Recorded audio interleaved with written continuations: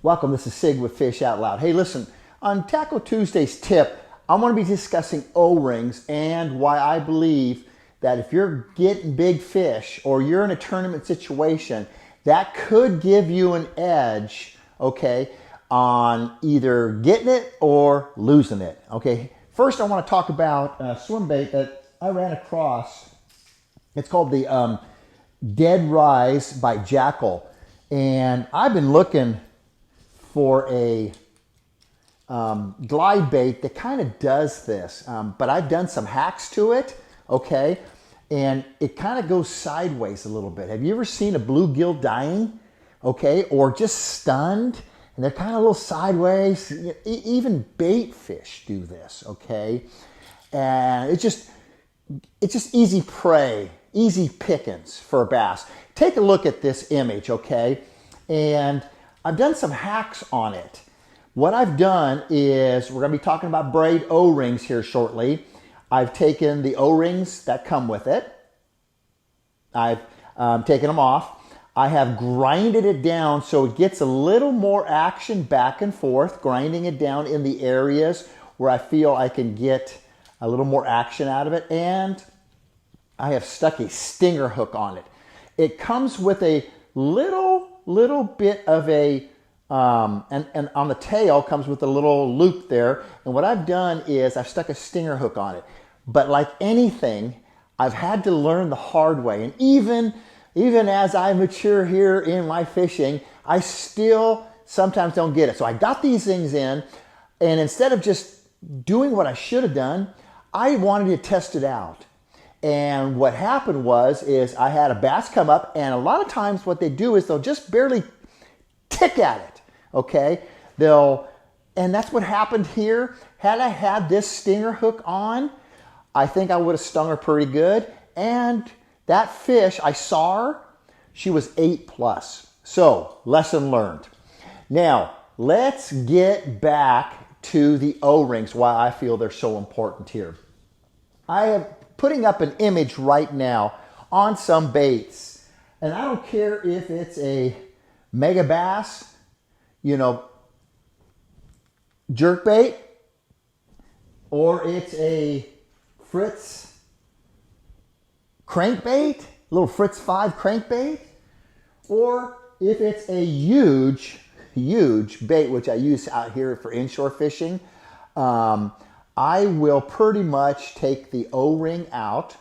And the reason behind this, and I want you to grab one of your baits right now and start to twist and turn and see that it only goes about 3/4 of the way in a rotation.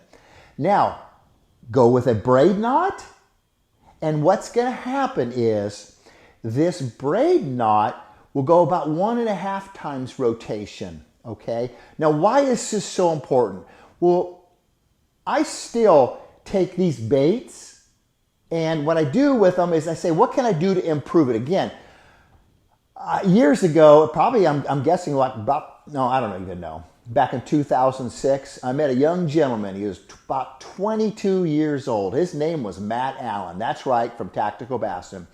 And we used to go fishing a lot together, and we'd always talk about what we can do to do these hacks on swim baits to improve not only the hookup ratio, but getting these big fish in the boat. And he came up with the Braid O-ring. I said, great idea, let's start doing it. And since then, I've been doing it. Now, here's some of the tools that you're gonna need to do your Braid O-rings, okay? First is you're gonna need some split ring pliers. You're gonna need some braid cutters, okay?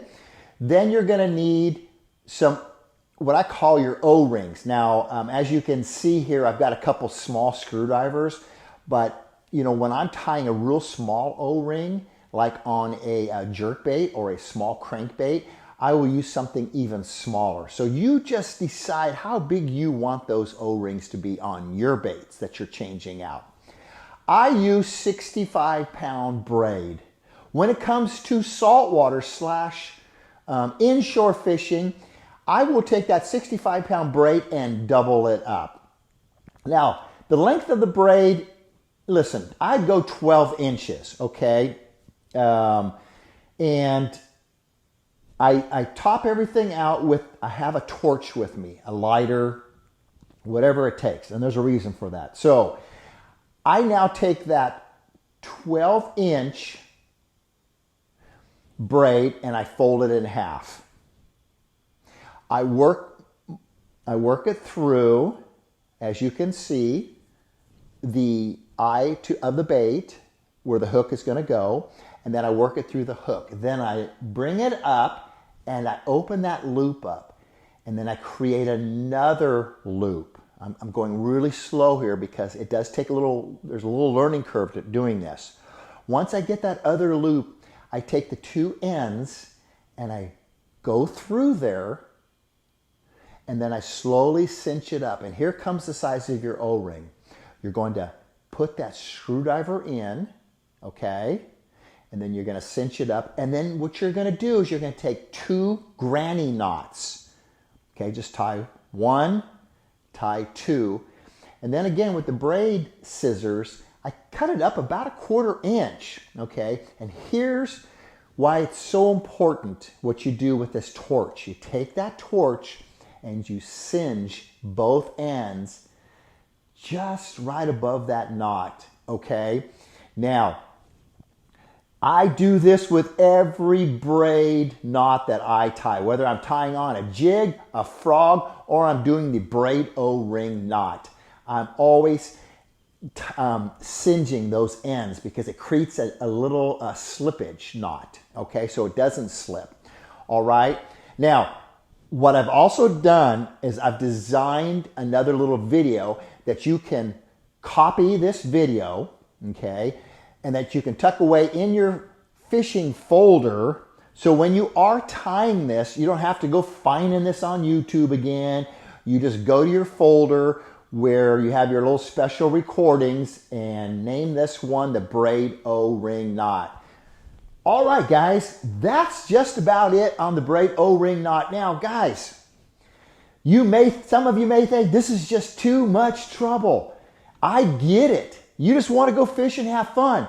But when the money's on the line and that big fish bites, you want to make sure you have everything in your advantage. Okay, guys? Remember, you're always just one cast away.